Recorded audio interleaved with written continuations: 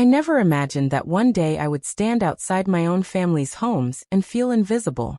Not because I had lost my money, or my health, or my status, but because I chose to lose them. At least on the surface. For most of my life, I believed respect came from power. From being the one people depended on. From being the man who paid the bills, solved the problems, and reminded everyone, sometimes too loudly, that nothing in this family would exist without me. I built my life from nothing. I worked brutal hours, sacrificed friendships, ignored my own exhaustion. Also, my son could grow up without fear of hunger or failure. And when he grew up, when he married, I expected gratitude to follow me like a shadow. But it didn't. Instead, distance crept in. Quietly. Slowly. Phone calls became shorter. Visits became rare. And the house that once felt full of noise and purpose became painfully silent. I told myself it was normal. Children grow up. Lives move on. But deep down, something darker had taken root inside me, resentment. Especially toward one person. My daughter-in-law. From the very beginning, I decided she wasn't right. She spoke softly where I was loud. She avoided conflict where I confronted it head-on. She didn't challenge me, but somehow, that felt worse. It felt like judgment. I convinced myself she had changed my son. That she had turned him against me. That she had slowly erased my place in his life. And because I believed that, I treated her coldly. Sometimes politely cold. Sometimes openly dismissive. I never yelled. I never cursed. But I made sure she knew, she was tolerated, not accepted. Years passed like that. Polite holidays. Forced smiles. Conversations that never went deeper than weather and food. And then one day, I realized something terrifying. If I disappeared, I wasn't sure anyone would notice. That thought haunted me. So much that I began to wonder a dangerous question. What would happen if I truly had nothing to offer? Not my money. Not my authority. Not my reputation. Just myself. That question became an obsession. And like all obsessions, it led me to do something reckless. I decided to pretend I was homeless and broke. Not as a joke. Not as a game. But as a test. I withdrew cash quietly. I moved my money where it couldn't be touched. I left my phone behind. I wore old clothes I hadn't touched in years. I let my beard grow uneven. I let exhaustion sit on my face instead of hiding it. When I looked in the mirror, I didn't recognize the man staring back. For the first time in decades, I felt small. The plan was simple. I would go to the people who once called me family. I wouldn't tell them who I was. I wouldn't explain. I would just ask for help. A glass of water. A place to sit. 5 minutes of kindness. I told myself I was prepared for rejection. I wasn't. The first door belonged to a relative who used to call me every week when business was good. When they saw me through the glass, their eyes flicked over my clothes, my face, my posture. The door didn't open. The lights inside turned off. I stood there longer than I should have. The second door opened just enough for a voice to come out. Not a face. Just a voice telling me to leave. Telling me they couldn't help. Telling me they were busy. Each rejection felt heavier than the last. Not because I was surprised, but because I understood it. This is how the world treats people with nothing. As the hours passed, my confidence disappeared. My test no longer felt controlled. It felt real. Too real. By the time the sun began to sink, there was only one place left. The house I avoided the most. The house where my son lived. The house where she lived. The daughter-in-law I hated. Every instinct in me screamed to turn back. Pride begged me to stop. Fear reminded me that if she rejected me too, something inside me might break for good. But my feet kept moving. I told myself this was the final door. After this, I would end the experiment. No matter what happened. I stood there for a long moment before knocking. My hand shook. Not from the cold, but from the weight of everything I had never said, and everything I had assumed. When the door finally opened, I lowered my eyes. I didn't want her to recognize me. I didn't want to see judgment in her face. I was ready to be turned away like the rest. But what happened next was not what I expected. And it would change everything I thought I knew about her. She didn't slam the door. She didn't step back in fear. She didn't look at me the way the others had, like I was a problem she hoped would disappear. She looked concerned. Her eyes moved over me slowly, not with judgment, but with something that unsettled me, recognition. Not of my face, but of my condition. As if she had seen this kind of tired before. As if she understood what it meant to be worn down by life. "Are you okay?" she asked. No one had asked me that all day. The question caught me off guard. For a moment, I almost answered honestly. Almost said no. Almost said I was lost in more ways than one. But I stopped myself. I told her I was hungry. That I hadn't eaten since morning. That I didn't have anywhere to go. All of it was true enough. She hesitated, just for a second. Not out of suspicion, but calculation.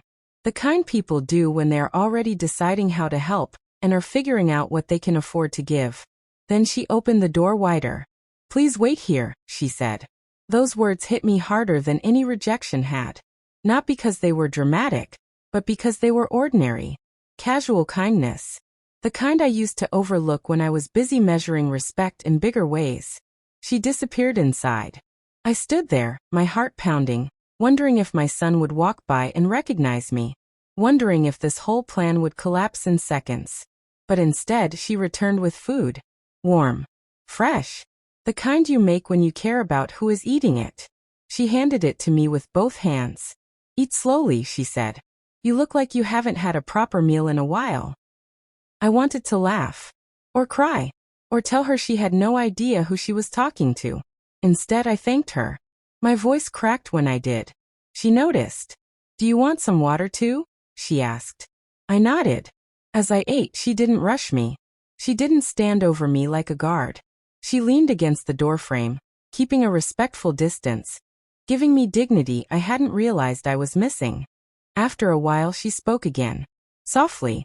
"Do you have family around here?" The question felt like a trap, because the answer was standing right in front of me. And I had spent years convincing myself she was the reason that family felt broken. I told her no. She looked down for a moment, then back at me. "I'm sorry," she said. And she meant it. There was no performance in her voice. No pity. Just sincerity. She told me she couldn't let me stay the night. Not because she didn't want to help, but because she had responsibilities.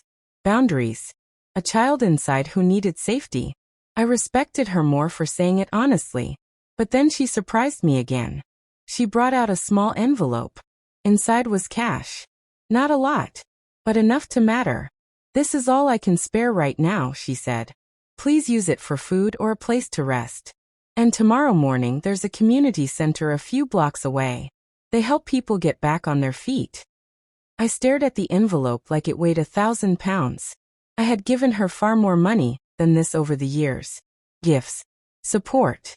Things I reminded myself of every time I felt unappreciated. Yet none of it had ever looked like this.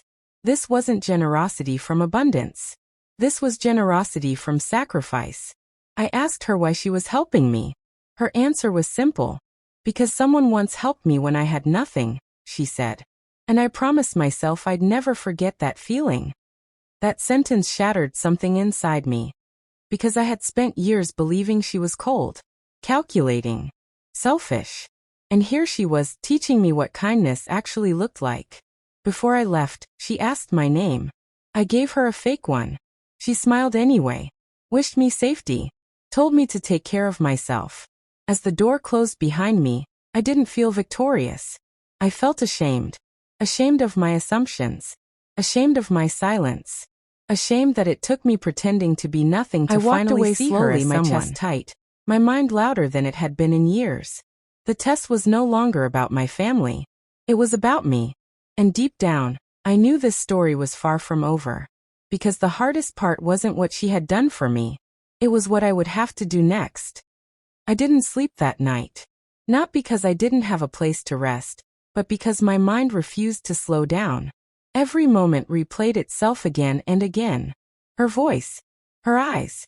The way she offered help without knowing who I was. Without expecting anything in return. For years, I had told myself I was a good judge of character. That experience had sharpened my instincts. That age had given me wisdom. But one evening destroyed that illusion. I realized something uncomfortable. I had never actually tried to know her. I had only tried to control the narrative around her. I decided who she was before she ever had a chance to show me. And my son had lived with the weight of that. The next morning, I did something I hadn't done in a long time. I walked. Not to test anyone else. Not to prove a point. I walked because I needed to feel the world without power beneath my feet. I watched people pass by without looking at me. I felt how easily a person could disappear in plain sight. And with every step, my anger faded, replaced by something heavier. Regret. I thought about all the moments I had chosen pride over connection. All the times my son went quiet instead of arguing back. All the dinners where my daughter-in-law spoke less and less, shrinking herself to avoid conflict. I used to think silence meant respect. Now I understood it often meant survival. By midday, I sat down on a bench and took out the envelope she had given me. I counted the money slowly. It was enough for a cheap meal and a ride across town. It was not enough to waste. And yet, she had handed it to me without hesitation.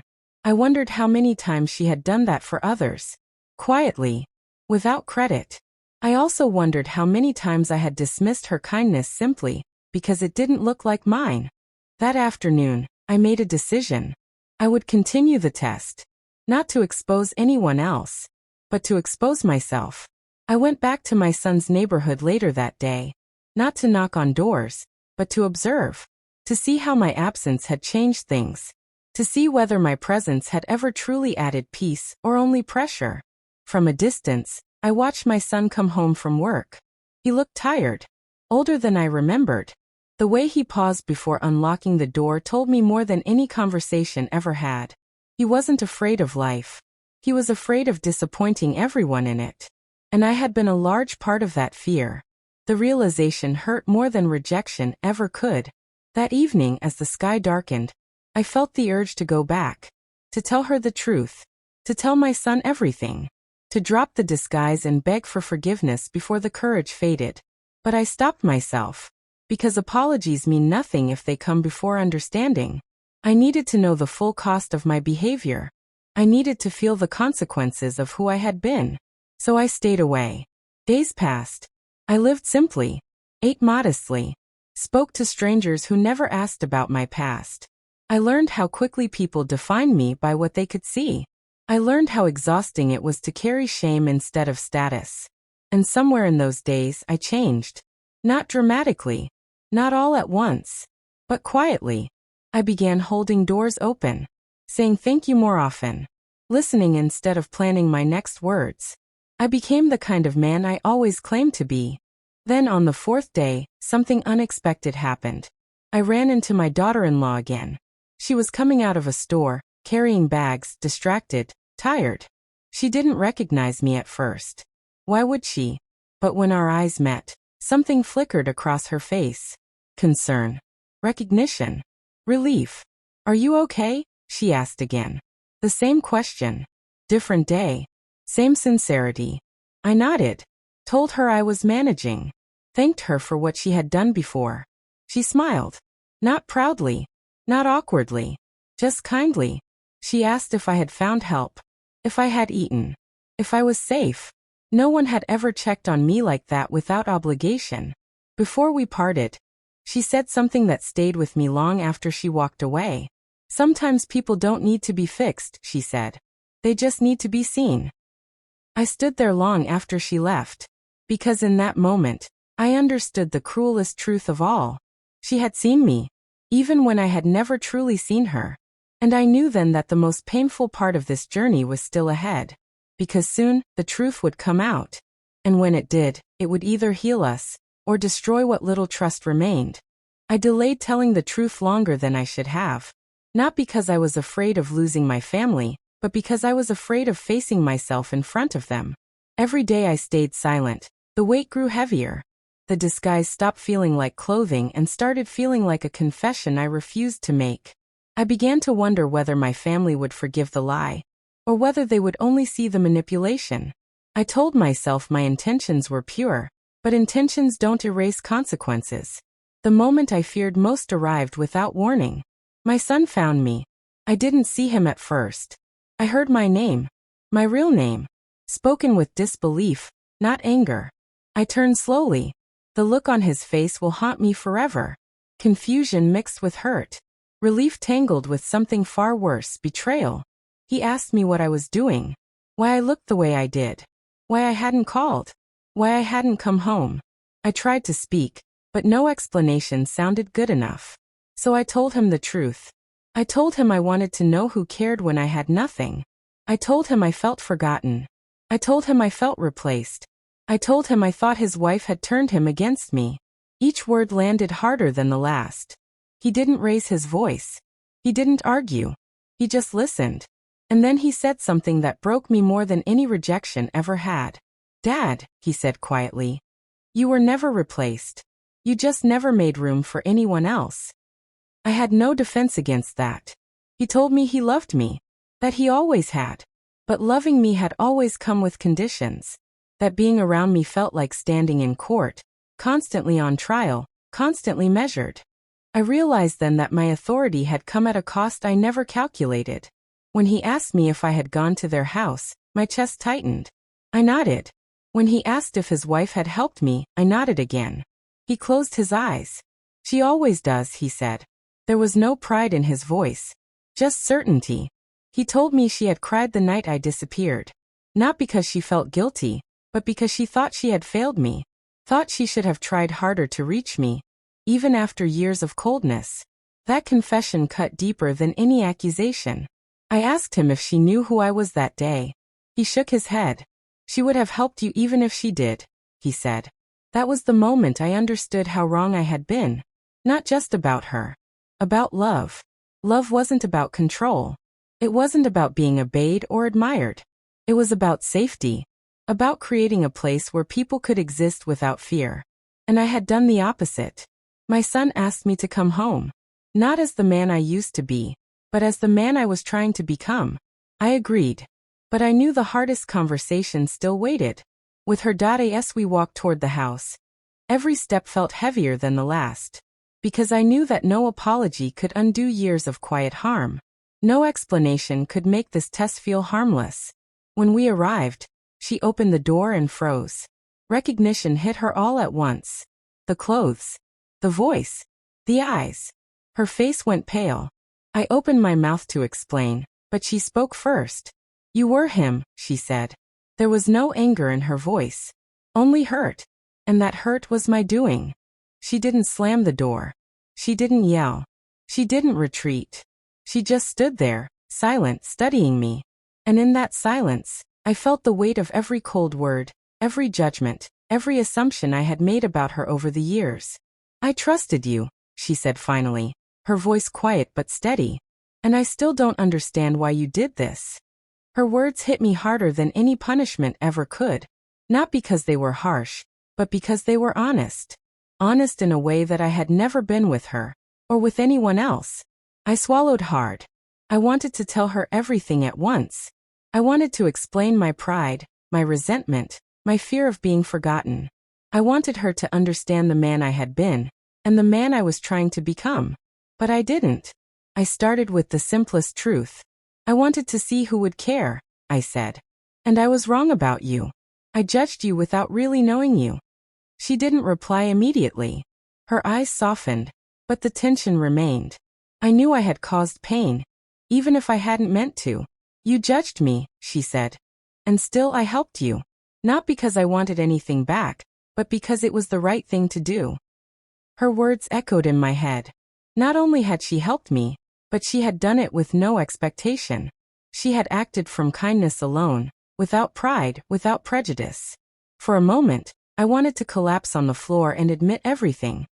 The mistakes, the pride, the years wasted believing I was right. I wanted to tell her she had saved me in a way no one else could. Simply by seeing me as a human being, not as a test or a problem to be measured. "I don't know how to make it right," I whispered. "You don't have to," she said. "But you have to see. You have to understand. And maybe start listening." Those words burned into me. Listening. Understanding. That's what I had failed at all these years. My authority had blinded me. My pride had trapped me in assumptions. And she had shown me what grace looked like. We stood there for a long time, neither of us moving, neither of us needing to. Then she stepped aside, and I walked in. Not as a disguised man, not as a test subject, but as someone who wanted to begin again.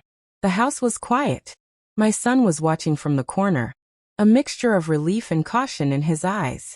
He had seen the change in me already. Now it was time for everyone to see it. Over the next hours, words were exchanged that I had never spoken before. Apologies that had been buried for years. Explanations that didn't justify but clarified. Confessions that made us all tremble, laugh, and cry together. By the end of the night, something remarkable had happened.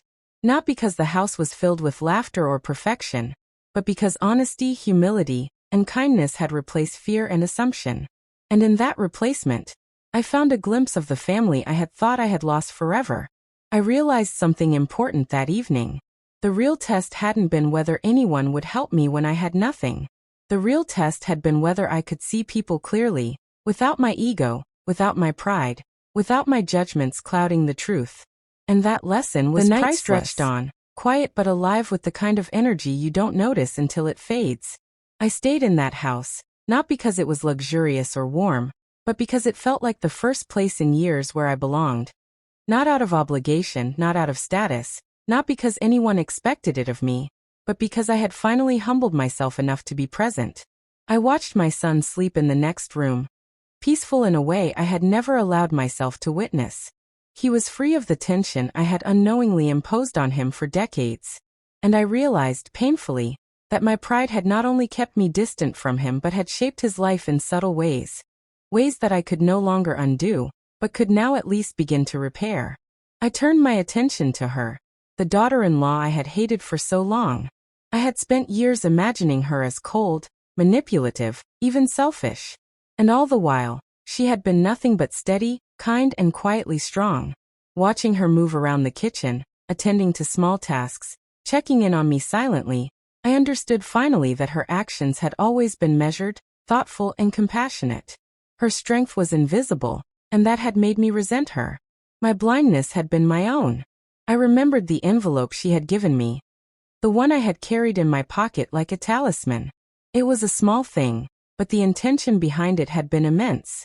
That day, she had chosen to trust in humanity instead of indulging in judgment. She had chosen to act when no one else would, without expectation, without recognition. And I had almost walked away, blinded by pride. I wanted to tell her all of this. Every thought, every regret, every realization that had hit me like a thunderclap. I wanted her to know that I had been wrong, not in some vague way, but in every subtle assumption I had ever carried about her and the family. I cleared my throat and spoke softly, because I knew loud words would not carry the depth of what I felt. I've been blind, I said. Blind to your kindness, blind to my son, blind to the consequences of my pride. I judged you without understanding. I pushed everyone away. And I don't expect forgiveness. I just want you to know the truth, because I need it to live honestly from now on. She didn't respond immediately. Instead, she stood there and studied me, the way one studies something fragile, something precious, something alive. Her silence was not rejection. It was attention, care, judgment suspended. And in that quiet, I understood that I was finally being seen. Not as the man I thought I had to be, but as the man I was, stripped of pretension. Then she spoke, slowly, her words deliberate, soft, and yet striking with power. You've taken a long time to see, but you're starting to. That's all anyone can ask of you. And in those words, I felt both relief and sorrow. Relief, because she had accepted the beginning of my transformation. Sorrow, because I knew how many years had been lost to pride and fear. We talked for hours. Not about money, not about authority, not about status. We talked about trust, about mistakes, about humility, about the quiet ways people show love when no one is watching. She shared memories of struggles I had never acknowledged, small acts of courage, sacrifices made without recognition. I realized she had carried burdens silently, and my resentment had blinded me to every one of them. I told her about the fear that drove me to pretend I had nothing. The fear that my family would vanish, that I would become irrelevant, that my love was conditional in their eyes. I confessed the desperation, the shame, and the vulnerability I had felt walking through every door, hoping for recognition, hoping for kindness. She listened, not once interrupting, not once judging, only nodding, only letting me speak, letting me unburden myself in the way only a truly compassionate soul can. I looked at her, the woman I had once despised, the woman who had taught me more about love and humility than I could ever have learned alone. And I felt gratitude unlike anything I had known. Gratitude that she had seen me. Not the power I wielded, not the authority I demanded, but the man who was trying, finally, to be human. I stayed in that house for days, slowly reintegrating myself into life as it had moved forward without me. I offered apologies where they were due. I accepted responsibility where I had caused pain. I laughed when it was genuine, cried when it was necessary, and listened when I had only ever spoken before. And my son, the quiet observer of all my failures and all my pride, finally allowed himself to relax around me. Not because I had changed overnight, but because he could see the start of something real, something enduring. Weeks later, when I reflected on the experiment, the test I had imposed on my family, I realized the truth. I hadn't tested them. I had tested myself. I had pretended to be nothing, hoping to see the world's reaction. And instead I discovered my own limitations. I discovered how much pride had held me prisoner, how much resentment had poisoned my view of love, how little I had seen of the quiet strength that existed around me all along. The daughter-in-law I had hated became, in my eyes, the greatest teacher I had ever encountered. Not because she had forgiven me instantly, not because she had accepted my flaws blindly, but because she had acted with integrity, with kindness, and with humanity when it mattered most. And that, I realized, is the lesson I carry forward. Kindness is not conditional. Compassion is not earned by status or. Love is not measured by what is given, but by what is offered without expectation. I never stopped being proud of my accomplishments. But I began to understand that real strength lies not in dominance, not in control, but in the courage to be vulnerable, to be humble, and to finally see people as they truly are. Years from now, I will still remember the moment she opened the door for me. Not because of the envelope she handed me, not because of the food, not because of the act itself, but because she had seen me. And in seeing me, she taught me to see myself, and to finally begin living a life defined not by ego, but by love. And in that quiet recognition, I found freedom.